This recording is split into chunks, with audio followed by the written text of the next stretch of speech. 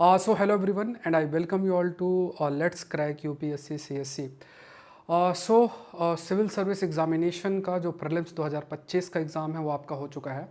अब बात आ जाती है कट ऑफ की, क्योंकि कट ऑफ को अगर आपको आइडिया है तो यू विल अंडरस्टैंड कि ठीक है, अगर इसके आसपास नंबर है तो आप अपना प्रिपरेशन पर बेटर फोकस कर सकते हैं। बट फिर भी अगर किसी के कम नंबर है, फिर भी आपको ध्यान में रखना है कि जो प्रिपरेशन है वो आपको अपनी अच्छे तरीके से कंटिन्यू करनी है। देखो, लास्ट 2 ईयर्स से आई प्रिडिक्टेड द कट ऑफ, और उसमें जो एक्यूरेसी है वो हाईएस्ट लेवल की। Last year I predicted 84। अगर आप 3 क्वेश्चन को माइनस कर दोगे तो इट इज़ अराउंड 84-85। और 2023 I have predicted the cut off less than 80, जो कि उस समय काफ़ी था कि 80 से नीचे कैसे जा सकता था। Predict around 78 to 80 marks, and it was 75। अब यहाँ पे देखो, बहुत ही सिंपल लॉजिक है दैट आई फॉलो, और उस लॉजिक को आपको भी समझना पड़ेगा। Suppose if you understand the UPSC trend 2018 onwards, 2018 onwards, so उस चीज़ को आप जान सकते हैं। देखो, पहली चीज़ आपको क्या ध्यान में रखनी है, that is the combination of traditional and non traditional subjects. ठीक है, प्लस और भी जो मैंने क्वेश्चंस लिखे हुए हैं काफ़ी सारे, उनके कंटेक्स्ट में भी डिस्कस करेंगे। Traditional and non traditional areas. देखो, जो नॉन ट्रेडिशनल एरियाज़ है ना, जिन पर हम लोग पढ़ते नहीं हैं, या आप कह सकते हो जिन पर आपका ध्यान ही नहीं जाता है, आप अपने प्रिपरेशन के टाइम पे इन सब्जेक्ट्स पर इतना जो है वर्क नहीं करते हैं, जो कि अगेन सही स्ट्रेटजी नहीं है। तो if you will see here, तो जो proportion of question in non traditional area से, दैट इज़ नियर अबाउट 50%। इसमें कौन से को एरियाज़ आ जाते हैं, जैसे फॉर एग्जांपल आपके जोग्राफी के एडवांस टॉपिक्स हो गए मैपिंग के कंटेक्स्ट में, एनवायरनमेंट के डायनेमिक टॉपिक्स हो गए, आईआर हो गया, एग्रीकल्चर हो गया, साइंस एंड टेक्नोलॉजी हो गया। 15+ क्वेश्चन साइंस एंड टेक्नोलॉजी के अंदर है। ऐसे कई सारे एरियाज़ कंबाइन करोगे, जो कि other than polity, history, geography जो ट्रेडिशनल पार्ट, इकोनॉमी, इन सब के अलावा जो सब्जेक्ट्स है वो नॉन ट्रेडिशनल एरियाज़ है। देखो, नॉन ट्रेडिशनल एरिया का प्रपोर्शन इज़ टचिंग 50% ऑलमोस्ट।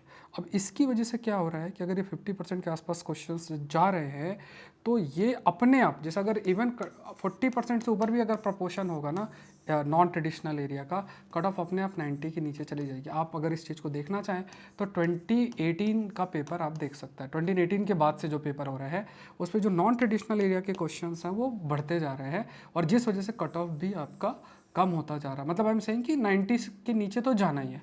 अब बात आ जाती है कुछ और पॉइंट्स की। ठीक है, कुछ और पॉइंट्स क्या आते हैं आपके, कि जो क्वेश्चंस हैं उनकी जो डिफ़िकल्टी लेवल है वो किस तरीके से। अब देखो, जब भी आप किसी क्वेश्चन को कैटेगराइज करते हो, वेदर इट्स इजी या मॉडरेट, या जो भी आप या डिफ़िकल्ट कंसिडरेशन में देखते हैं, तो इसका जो डिवीजन है ना, इसके पीछे बहुत ही सिंपल लॉजिक है। सिंपल लॉजिक कैसा है, ईजी क्वेश्चंस वो होते हैं जो कि डायरेक्टली आपके सोर्स से हैं, दैट इज़ ईजी। अब आपको आता है नहीं आता, that is a different thing.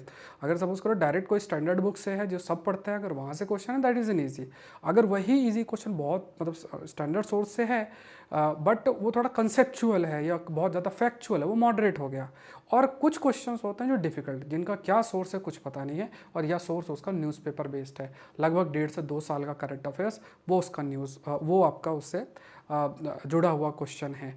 तो ऐसे क्वेश्चन जो डिफ़िकल्ट वाले क्वेश्चंस हैं, वो बेसिकली आपके कट ऑफ को गिराने में मतलब रिस्पॉन्सिबल फैक्टर बनते हैं। और वो कितने क्वेश्चंस हैं वो मैं आपको शो करता हूँ, तो ये इससे आपको आइडिया लग जाएगा कि हाँ क्या लेवल है। तो एक चीज़ जो मैंने आपको बताया कि क्या है, कि 90% का मैंने आपको बताया, 90 अगर ये 50% नॉन ट्रेडिशनल एरियाज है, तो कट ऑफ अपने नीचे अपने आप 90 के नीचे चली जाती है।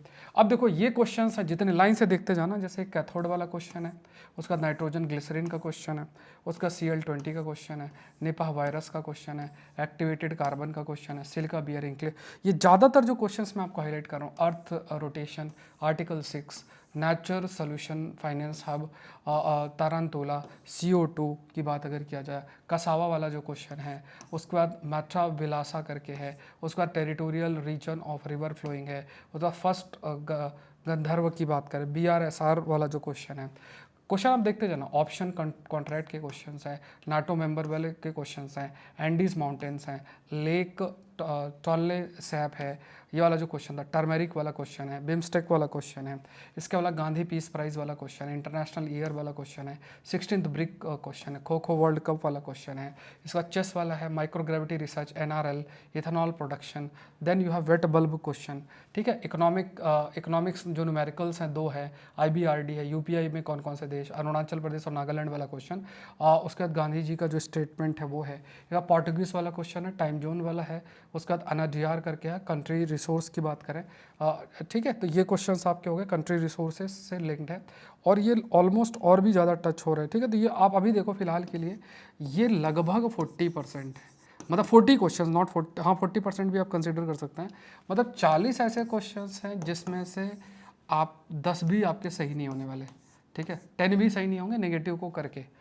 इन 40 में से अगर कोई अगर ऑलमोस्ट 17-18 क्वेश्चन अगर वो सही कर रहा तो उसका कट ऑफ 110% जो है वो आपका आएगा, ठीक है। लेकिन फिर भी ये 40 क्वेश्चंस ऐसे हैं जिसे हम डिफ़िकल्ट कंसिडरेशन कर सकते हैं। ये ऐसे क्वेश्चंस हैं जिसमें गलत होने के चांसेस बहुत, इनमें मैं वो उन क्वेश्चंस को हैव नॉट इंक्लूडेड जो कि मतलब स्टैंडर्ड सोर्स हैं बट कंसेप्चुअल हैं। तो यहाँ पे आप ध्यान रखो, दैट इज़ ये क्या है, दैट इज़ 40 का अगर बात किया जाए 40 या ऐसे क्वेश्चंस हैं जो कि अगेन टफ है। तो देखो 100 में से 40 तो आपके ऐसे ही गए, तो यहाँ पे 60 क्वेश्चंस आपके बन गए।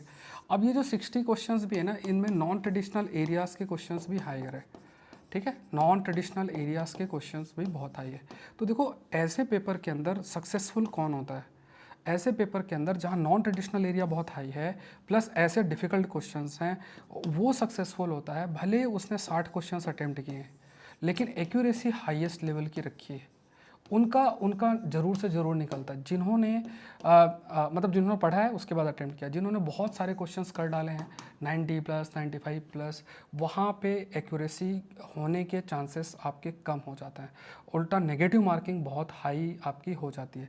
तो ये सारी बातें अगर देखी जाए, जिस तरीके से 40+ क्वेश्चंस आपके डिफ़िकल्टी के हो गए, और at the same point of time अगर बात किया जाए कि नॉन ट्रेडिशनल एरिया का जो फोकस है वो भी बहुत ज़्यादा है, प्रपोर्शन बहुत ज़्यादा है, इस वजह से जो कट ऑफ की अगर हम बात करें at the same point of time CSAT का लेवल देखा है तो वो तो एक है। CSAT का लेकर देखो इजी भी आ जाएगा ना, तो 2-3-4 नंबर का अंतर पड़ेगा, 3-4 नंबर का अंतर पड़ेगा, इससे ज़्यादा नहीं होगा। ऐसा नहीं कि कोई 10-12 नंबर का अंतर पड़ेगा। CSAT का लेवल नो डाउट डिफिकल्ट है ही। तो यहाँ पे इन फैक्टर्स को, GS के इन फैक्टर की वजह से आप कह सकते हो कि जो कट ऑफ होगी, कट ऑफ आप ध्यान में रखना, क्योंकि मैक्सिमम लोगों ने बोल रखा है कि 80 है, ये मेनली जो है ये 78 की बात करें 78 के भी नीचे जा सकती है, -2 ही होगा, प्लस के चांसेस कम है, ठीक है। So if you are scoring above 70 marks, अगर आप 70 नंबर से ऊपर स्कोर कर रहे हो, 72 73 अगर आपका टच हो रहा है, तो there is a very high possibility आपको मेंस देखने को मिलेगा। अगर इस चीज़ पर जो मैंने आपको बताया है, अगर आप मेरे जो पुराने प्रिडिक्शंस हैं, लास्ट ईयर है 84, कट ऑफ 88 गई थी, बट 3 क्वेश्चन डिलीट हुए थे, ठीक है। बट अगर वो 3 क्वेश्चन डिलीट करके नंबर करोगे तो 85 आ जाता है। और उसके लास्ट ईयर है प्रिडिक्टेड 78 80 के आसपास था, 75 कट ऑफ गई थी। तो यहाँ पे there is a very high possibility कि इस बार भी कट ऑफ 70s में ही जाएगी, there is a very high possibility. और इस चीज़ को अगर आप मान के तैयारी करेंगे तो that is going to help you. CSAT भी बहुत टफ था, लेकिन हाँ मतलब इस पर मतलब उतने बच्चे हुई मिल ही जाते हैं जिनका मतलब CSAT ठीक ठाक होता है, और बट वो GS में इतने अच्छे नहीं होते हैं, तो इस वजह से कट ऑफ आप कह सकते हैं कि थोड़ा सा 3-4 नंबर उससे भी काफ़ी अफेक्ट होगा। सब फैक्टर्स को कैलकुलेट करके वी कैन से इतना है। तो अगर आपके चाहे इतने नंबर हैं, इससे ज़्यादा है या भले इससे कम है, लेकिन हाँ प्रिपरेशन आपको मेंस का करना है। तो मेंस तैयारी करने के लिए देखो ये बहुत ज़रूरी है कि इस प्रीलिम्स के बाद आपको कैसे जो है प्रोसीड करना चाहिए। तो एक अच्छा कंटेंट आपको पढ़ना है, ठीक है, ये चीज़ आपको हमेशा याद रखना है, एक अच्छा कंटेंट आपको पढ़ना है। तो आप जो ज्वाइन अनअकैडमी, ठीक है, तो यहाँ पे जो मेरा कोर्स है दैट हैज़ ऑल्सो भी लाइक देयर, जैसे science and technology I am going to cover, और करंट अफेयर्स भी आप कराएगा। तो SPLIV ये कोड यूज़ करना है। ये प्राइस आप देख रहे हो दैट इज़ 19,999।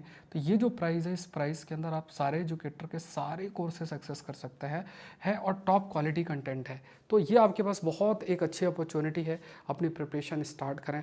और यहाँ पे क्या है कि टाइम बाउंड मैनर में आपका कंटेंट भी जो है वो कवर होगा, क्वालिटी कंटेंट होगा। Remember remember to use this code that is SPLIVE। इस कोड को आप यूज़ करें and join it. So thank you everyone, I hope ये सेशन आपके लिए हेल्पफुल रहा होगा। Thank you.